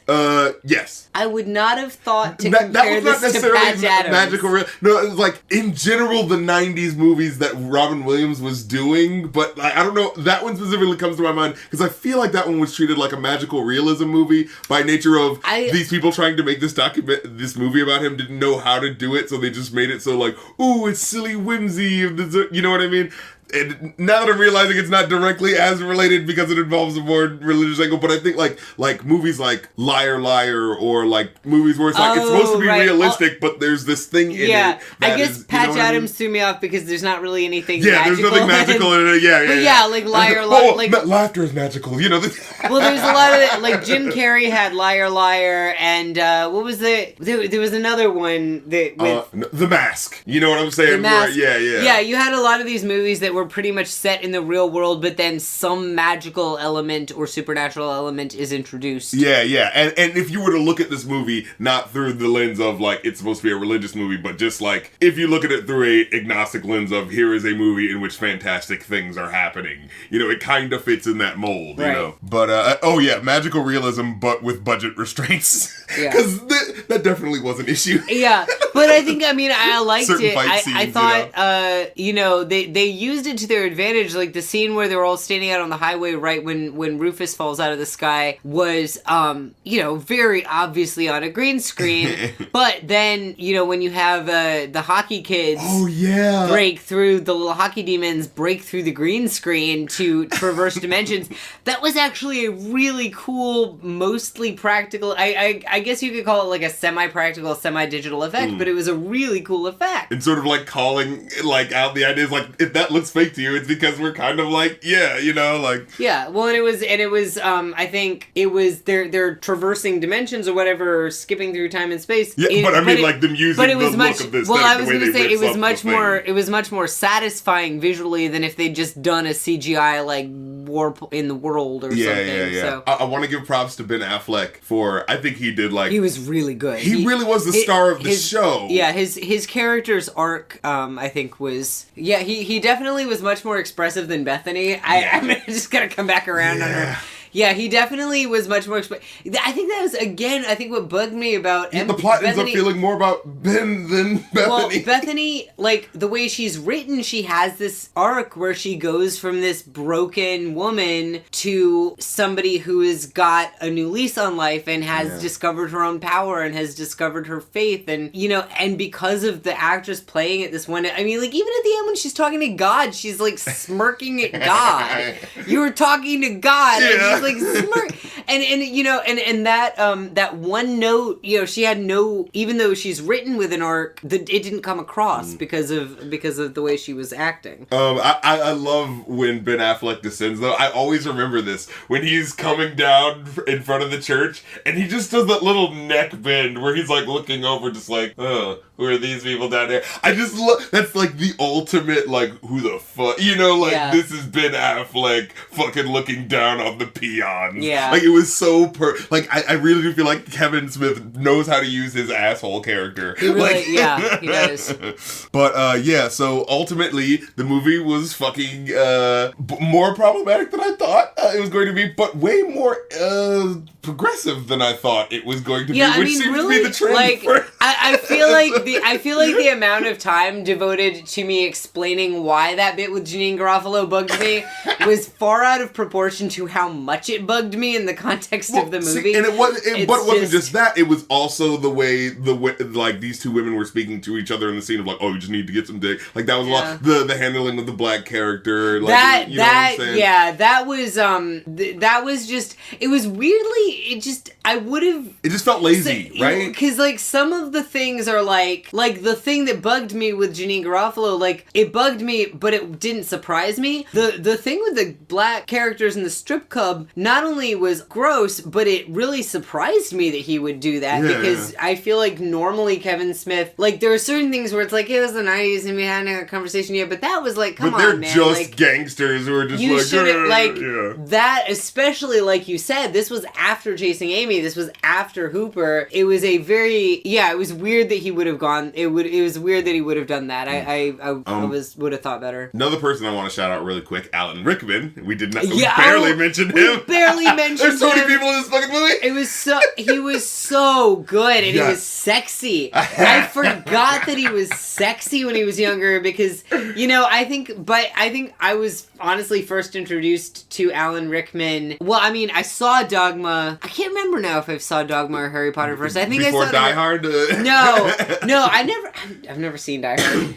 Don't at me. Don't at me. No, it's the definitive I Christmas movie. I think I was in. I don't give a fuck I know. about Christmas movies. I was bringing it up specifically for the Except irony. for Muppet Christmas Carol. I love Muppet Christmas Carol. So, I think I was introduced to Alan Rickman as Professor Snape, and I was like, why are people saying he's sexy? And now I'm like, okay. No, yeah. I love his scene at the end where he kind of, where he has that moment of like, I couldn't tell you everything at the beginning because if I did, you wouldn't believe me. And then he directly relates it to like, this is how it felt like when I had to tell Jesus, like, you know, that he was, and it's like, that was like a weirdly humanizing moment for this character that's been like a jerk up to this point. Yeah. It's like, oh my God, I feel bad for him. Yeah. Like, yeah. But overall, you know what I'm saying?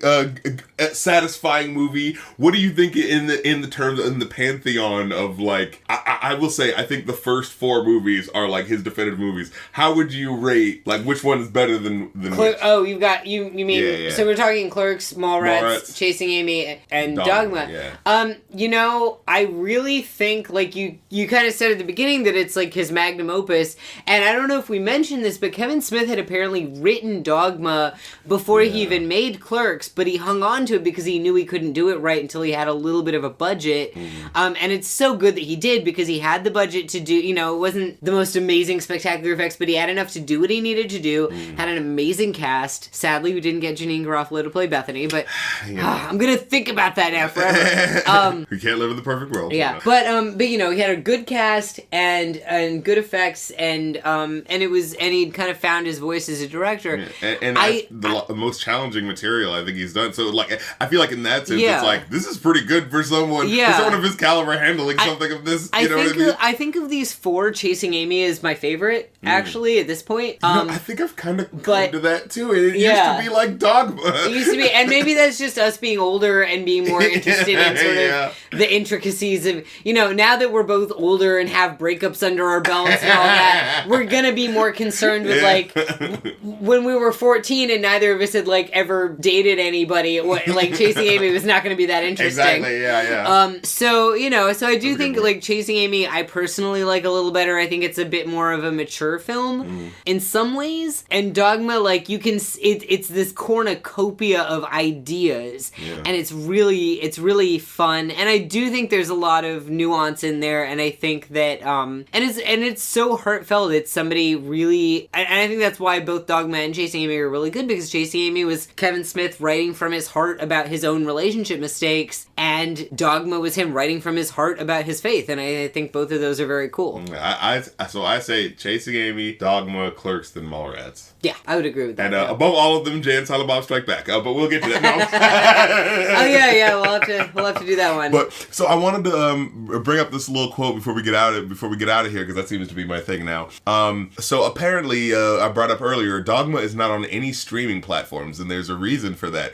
And so I found this quote. It says, so as it turns out, and as most fans of Smith's work probably knew or could have guessed, it has a little to do with the Catholic League, a little to do with Bob and Harvey Weinstein, and a lot to do with the economics of Hollywood at the turn of the century versus now. Disney owned Miramax in 1999, Smith said in a tweet. Dogma was catching heat from the Catholic League, so Disney let the Weinsteins buy the movie themselves. They still personally own the film. Lionsgate released the movie theatrically, and Sony did home video, but digital didn't exist yet when the deal was struck. That would all begin to change by the time Smith's next big feature, Jay and Silent Bob Strike Back, came out, with digital bootleggers getting their hands on the pre-VFX copy of the movie and circulating it prior to the film's release. The heat in question was that the Catholic League was threatening a boycott of Disney if they permitted the film to be released. Disney technically owned Miramax, but had only previously used its veto power to prevent the distribution of one previous film, the 1995 drama Kids. And again, this is what I'm talking about in relation to, like, this same thing happened to Insane Clown Posse on, like, Island Records. They put out this album, and someone found out that Hollywood Records or Island Records was owned by Disney, so they're like, well, you can't put out this album that's by these horrible people, which, how do these Catholic people know about Insane Clown Posse if they're so, you know, good, but whatever. Because, you know, it's not hard to avoid Insane Clown Posse. But anyway, they took a similar stand against Dogma, and getting the film into U.S. theaters ended up being a challenge that took months and required the the direct intervention of Miramax's top executives, the Weinsteins. This is the conclusion. It seems likely that, given Bob and Harvey Weinstein being drummed out of Hollywood and facing lawsuits and potential criminal charges stemming from sexual harassment and assault accusations, it will be a long time before they are looking to license Dogma again, especially after Smith has publicly distanced himself from them. And I like, the reason why I specifically want to bring this up is because, you know, like you said, this is something that he wanted to do before he had even had a film career, and this is like his magnum opus, and then it's just kind of like, ah, shit, it's tied up in that asshole. And Smith, like, even though this movie is his baby, just going like, you know what, I'm not gonna fuck with these people. Yeah. Fuck it, I guess the movie's just out, which you know? speaks very highly of his morality, and I commend him for it. It's just like, you gotta have the moment like, damn, dude. It's painful. I appreciate your morality. But at the same time, yeah. even though it's not, I mean, you can get it on DVD, yeah, you know, and like you were saying, the DVD has some features that are worth looking at. Exactly. So definitely, yeah, even though you can't just go watch it on Netflix, definitely worth getting the DVD and watching. So next time we will look at his, greatest work of all time, Jay and Silent Bob Strike Back. You know, the movie that really wrapped up the universe in that neat bow that we needed. Can I tell you a spoiler? Oh, what? It is my least favorite. I know. My least favorite. Because I know it's the one that everyone hates just because it's such fucking obvious, like, just marketing, you know, not marketing, but just, like, giving the fans what they want bullshit. But it's just like, I was 10, 11 at that time, and I was that fan. We'll talk about it. We'll talk about it. Oh, man, but until next time, we've been your hosts. I'm John. I'm Evan. And this has been the Reviewanew podcast. And fucking come back next time where we are going to have a heated debate about, oh boy, you thought this religion shit was hard. We're about to go in. What is satisfying fan service? Dude, I'm probably going to come back and be like, oh man, this was shit. I'm so sorry. Yeah.